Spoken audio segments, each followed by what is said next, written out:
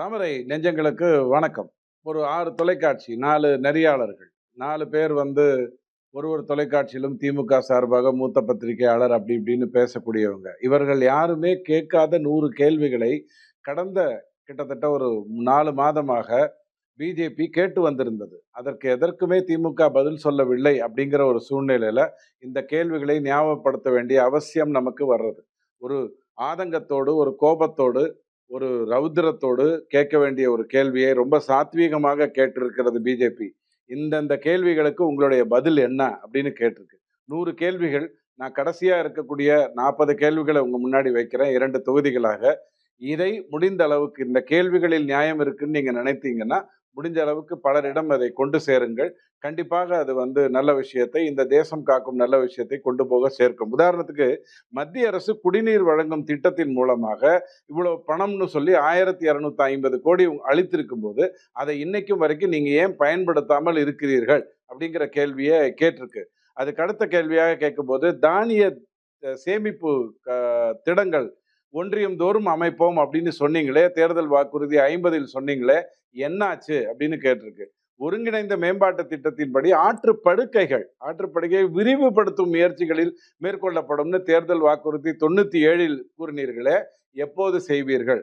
உங்களுக்கு ஞாபகப்படுத்துறேன், முதலமைச்சர் அவர்கள் சொன்னாங்க, கிட்டத்தட்ட 97% வாக்குறுதிகள் எல்லாம் நிறைவேறிடுச்சு அப்படின்னு சொன்னாங்கங்கிறத உங்களுக்கு ஞாபகப்படுத்துறேன். தமிழுக்கு தொண்டாற்றியவர்களின் பிறந்த ஊரில் அவர்கள் பெயரில் நாங்க வந்து நூலகங்களை அமைப்போம் அப்படின்னு சொன்னாங்க. ஆனா பஸ் ஸ்டாண்டா இருந்தாலும் கலைஞர் ஐயா தான், வேற ஏதாவது செய்யணும்னாலும் கலைஞர் ஐயா தான் அப்படிங்கிற அடிப்படையில தான் பெயர் வைக்கப்படுகிறது. கருணாநிதி அவர்கள் பெயர் வையுங்கள், அதை பற்றி தவறில்லை. ஆனால் தமிழுக்கு தொண்டாற்றியவர்கள்னு சொன்னதுனால ஒருவேளை இவரு அதுல வரமாட்டாரு அப்படின்றதுக்காக நீங்க பண்ணீங்களான்னு எனக்கு தெரியல. முதல் தலைமுறை பொறியியல் பட்டதாரிகள் அவங்களுக்கு வந்து தொழில் தொடங்குவதற்கு குறைந்த வட்டியில் கடன் வழங்கப்படும் அப்படின்னு ஒரு தேர்தல் வாக்குறுதியை 204 அந்த வாக்குறுதியை நீங்க கொடுத்தீங்களே, என்னாச்சு? இப்ப மோடி வந்து ஸ்டார்ட் அப் லோன்ஸ்ன்னு கொடுக்குறாரு. அது எவ்வளவு தூரத்துக்கு வருது அப்படிங்கிறத வந்து ஒவ்வொரு மாவட்டத்திலும், ஒவ்வொரு தொகுதியிலும் எத்தனை பேருக்கு அது பயனை கொடுத்திருக்கிறதுங்கிறது வந்து அவர்களுக்கு நன்றாக தெரியும். உங்களுக்கும் ஒரு தெளிவான ஒரு இணையத்தின் மூலமாக அது சொல்லப்படுகிறது என்றாலும், இவங்க குடுக்கல, சொன்னாங்க, செய்யல அப்படிங்கிற அடிப்படையில நம்ம சொல்றோம். திண்டுக்கல், வேலூர், சென்னை ஆகிய மாவட்டங்களில் பொருட்கள் பூங்கா அமைக்கப்படும்னு சொன்னாங்க. 211வது வாக்குறுதி. ஆனால் அதை இன்னை வரைக்கும் செய்யல அப்படிங்கிறத நீங்க ஞாபகம் வச்சுக்கோங்க.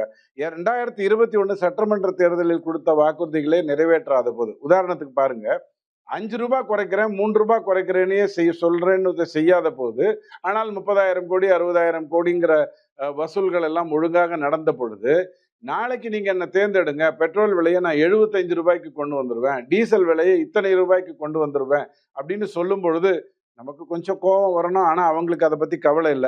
உங்கள் கூட்டணி அரசியலுக்காக கல அரசு தமிழகத்தில் கொட்டும் மருத்துவ கழிவுகள், ஸ்லெட்ஜஸ் அப்படியே கொண்டு வந்து கொட்டுறீங்களே, முல்லை பெரியாறு மற்றும் சிறுவாணி அணை விவகாரத்தை பத்தி கவலைப்படாம இருக்கீங்களே, இது எந்த விதத்துல நியாயம்னு பிஜேபி உங்ககிட்ட கேக்குது. ஏழை எளிய வணிகர்களுக்கு வார தவணை முறையில் வட்டி இல்லா கடன் 15,000 ரூபாய் கூட்டுறவு வங்கியில் மூலமாக கொடுக்கப்படும்னு சொன்னீங்களே, 298வது வாக்குறுதியா அதை கொடுத்தீர்களே, ஞாபகம் இருக்கா அப்படின்னு பிஜேபி உங்ககிட்ட கேக்குது.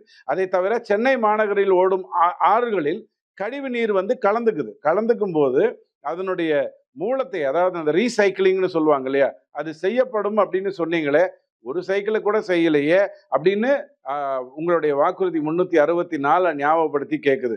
10 ஆண்டுகளாக மத்திய அரசு தமிழ் வளர்ச்சிக்காக பல்வேறு முன்னெடுப்புகளை செய்திருக்கிற நிலையில உங்கள் 3 வருட ஆட்சியில் நீங்கள் என்ன செய்தீர்கள் அப்படிங்கிறத கேள்வியாக வைக்குது. தமிழ் வளர்ச்சி அப்படிங்கிறதுக்காக நீங்க என்ன பண்ணீங்க அப்படின்னு கேட்குது. உங்களுக்கு ஞாபகம் இருக்கும், பிஜேபியோட மேனிஃபெஸ்டோல திருவள்ளுவர் பெயரிட்டு ஒரு பெரிய திட்டத்தை மோடி அவர்கள் கொண்டு வந்திருக்காருங்கிறத ஒப்பீடுக்காக இல்ல, உங்களுக்கு தகவலுக்காக நான் சொல்றேன். ஜனநாயகத்தை காப்பாத்துவோம், கருத்து சுதந்திரம் தான் ரொம்ப முக்கியம். இது நிறைய பேர் கேட்டிருக்காங்க. ஏங்க, ஒரு 6 வருடமா ஒரு 100 போராளிகள் வந்து மாத்தி மாத்தி தொலைக்காட்சியில எல்லாம் பேசுவாங்களே, அவங்க எல்லாம் எங்க இருக்காங்க அப்படின்னு கேட்கும்போது, கேஷ் கவுண்டர் ரொம்ப அதிகமாயிட்டதுனால, இந்த சாராயத்துல எல்லாம் 10 ரூபாய் அதிகமா வருது, 150 பாட்டில் அனுப்பிச்சு 100 பாட்டில கணக்கு காட்டி மீதி 50 பாட்டிலுக்கு 80 ரூபாய் அமுத்துறதுனால, ஒருவேளை அதை எண்றதுக்காக போயிருப்பாங்களோ அப்படிங்கிற கேள்வியே வேற விதமாக உங்ககிட்ட கேட்குது. ஐயா, உங்கள் ஆட்சியில் விமர்சித்த கேள்வி கேட்ட 100 பேரை தூக்கி உள்ள வச்சிருக்கீங்களே, இது எந்த விதத்துல கருத்து சுதந்திரம் அப்படின்னு கேட்குது. இந்திய எதிர்ப்பு என்ற அரசியலை தொடங்கிய நீங்கள் அதில் பல அப்பாவிகளை களப்பள்ளியா கொடுத்தீங்க. இந்தி தெரிந்தவர்கள் எம்பிக்கள் ஆனால் தான் உரிமையை கேட்க முடியும்னு சொன்னீங்களே. பாராளுமன்றத்தில் இந்தியில பேசினா அதை டப் பண்றதுக்கு எத்தனையோ விதங்கள் இருக்கு. அழகிரி ஐயா மதுரையிலிருந்து போய் தமிழ்ல தான் பேசினாரு. அதை டப் பண்ணி தான் உலகம் கேட்டது. அவர் தான் ஃபெர்டிலைசர் விஷயத்துல நிறைய மாற்றங்களை கொண்டு வர முயற்சி செய்தார் அப்படிங்கிறதெல்லாம் உங்களுக்கு தெரியும். இப்படி இருக்கும் பொழுது இந்தி தெரிந்தவர்களையே நீங்க அனுப்புறேன் அப்படின்னு சொல்றீங்களே, ஏன்? அப்படி எதிர்ப்புங்கிறது உங்களுக்கு கிடையாதா, மற்றவங்களுக்கு தானா அப்படிங்கிற அந்த கேள்வியை உங்க முன்னாடி வைக்குது. தமிழர்களுக்கு ஆன்மீக மற்றும் சுற்றுலா பண்டிகைகளுக்கு வாழ்த்து சொல்ல மறுக்கும் நீங்கள். அதாவது ஒரு முதலமைச்சர், நீங்க தனிப்பட்ட விதத்துல யாராக வேண்டுமானாலும் இருக்கலாம், அதை பற்றி யாருக்குமே கவலை இல்லை. ஒரு முதலமைச்சர்னு வந்த பிறகு வேண்டாம், ஒரு ஆவின் பால் பாக்கெட்ல மற்ற மதத்தினுடைய பண்டிகைகளுக்கு வாழ்த்து சொல்றீங்க, உகாதிக்கு வாழ்த்து சொல்றீங்க. உகாதியில் இருக்கிற இந்துலாம் என்ன கொரியால இருந்து வந்த இந்துவா? அவங்களும் தமிழ்நாட்டில் இருக்கக்கூடிய இந்துக்கள் மாதிரியான இந்துக்கள் தானே. உகாதிக்கு வாழ்த்து சொல்லுகிறீர்கள். ஓகே, அதுல வேணா உங்களுக்கு ஏதோ ரூட்ஸ் இருக்கலாம், அதனால நீங்க சொல்லியிருப்பீங்க, நான் இல்லைன்னு சொல்ல. தமிழ் பண்டிகைக்கு, தமிழ் புத்தாண்டுக்கு வாழ்த்து சொல்லாம இருக்கீங்களே. உங்களுடைய மூல தொலைக்காட்சி தொடங்கியதே தமிழ் புத்தாண்டுல தானே அப்படிங்கிற அந்த கேள்வியை வேற விதமா உங்ககிட்ட கேட்குது.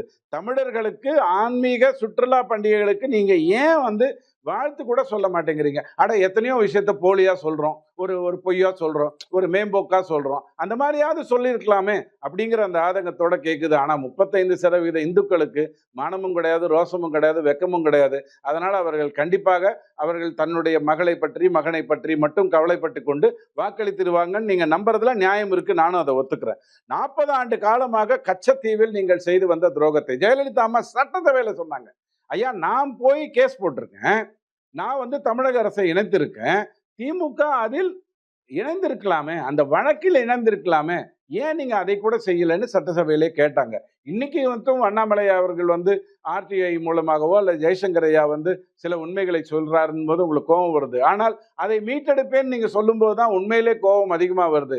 தொலைத்த இடத்தில் தேடாமல் வேறு இடத்தில் போய் தேடுகிறீர்களே அப்படிங்கிற அந்த ஆதங்கத்தோட அந்த கேள்வியை உங்க முன்னாடி வைக்கிறாங்க. தென் தமிழகம் பயன்பெறும் வகையில் வேளாண் பல்கலைக்கழகம் அமைக்கப்படும்னு ஒரு தேர்தல் வாக்குறுதி எண் 54 அப்படின்னு கூட்டினீங்களா, அது என்னைக்கு நடக்கும்? வேளாண் பல்கலைக்கழகம்ங்கிறது எங்க நடக்கும் அப்படிங்கிறத கொஞ்சம் சொல்லுங்க அப்படிங்கிறதையும் நம்ம எடுத்து கேட்குறாங்க. சமூக நிதின்னு பேசுறவங்க வேங்கையல் வயல் பக்கம் ஏன் போக மாட்டேங்கிறீங்க? இன்னும் என்ன கண்டுபிடிக்க மாட்டேங்கிறீங்க? அங்க இருக்கிறவங்க தேர்தலை புறக்கணிப்பேன் அப்படின்னு சொல்லும் பொழுது அதிகாரிகள் போய் அங்க ஏதோ பேசுறாங்களே, பேசட்டும், சந்தோஷம். வாக்களிப்பது நம்மளுடைய உரிமை, அதை யாருமே தடுக்கக்கூடாது. ஆனால் அவர்களுடைய வேதனை உங்களை சார்ந்த, உங்கள் கூட்டத்தை சார்ந்த சிதம்பரம் ரகசியம் மறைந்த அந்த வேட்பாளருக்காக தெரியுமே, அவரும் பாவம் போய் பானையில நிற்கிறாரு அப்படிங்கிறதெல்லாம் ஒரு கோபமாக அந்த கேள்வியில் வைக்கிறது.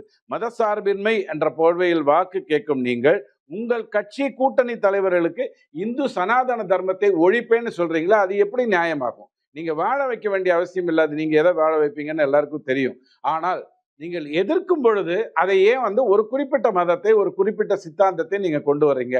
உடனே நீங்க சொல்வீங்க சனாதனம் வேறு இந்து வேறுன்னு. இந்த லாஜிக் எங்களுக்கு சத்தியமா புரியவே இல்லை. ஃபுல் பாயிலும் ஆஃப் பாயிலும் திருப்பி போட்டா மாறுற விஷயம்தான், பாயில் தான் அப்படிங்கிறது உலகத்துக்கே தெரியுமே, நீங்க ஏன் அப்படி இருக்கீங்க அப்படிங்கிற கேள்வியை பிஜேபி உங்க முன்னாடி வைக்குது. நீட் தேர்வை வைத்துக்கொண்டு தற்கொலைகள் அரசியல் செய்யும் நீங்க இவ்வளவு நாள் ஆகியும் மீண்டும் 1,70,000 பேர் 1,70,000 பேர்னு ஒரு வருடமும் நீட்டு தேர்வு எழுதுறாங்களே, இப்பயாவது உங்களுக்கு ஒரு குற்ற உணர்வு இருக்கா அப்படிங்கிற வார்த்தையை உங்க முன்னாடி கேள்வியாக வைக்குது. 100வது கேள்வியாக உங்க முன்னாடி வைக்கப்படுறது, 2019 இவர்தான் பிரதம வேட்பாளர்னு ரொம்ப ஆக்ரோஷமா சொல்லி அறிவிச்சிங்க. அதன் மூலமா 3 லட்சம் 4 லட்சம் 5 லட்சம் வாக்குகளை எல்லாம் வாங்கினீங்க. அவருடைய பேரை ஏன் சொல்வதற்கு தயங்குகிறீர்கள்? முடிந்தால் அதை இந்தி கூட்டணியுடைய ஏதாவது ஒரு இடத்துல நீங்க சொல்லியிருக்கலாமே அப்படிங்கிற கேள்வியும் உங்க முன்னாடி வைக்குது.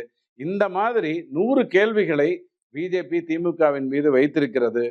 இந்த 20 கேள்விகளை உங்கள் பார்வையில் வைக்கிறேன். நியாயம் இருக்குன்னு தெரிஞ்சிச்சுன்னா அதை பலரிடம் கொண்டு சேருங்கள். நன்றி, வணக்கம்.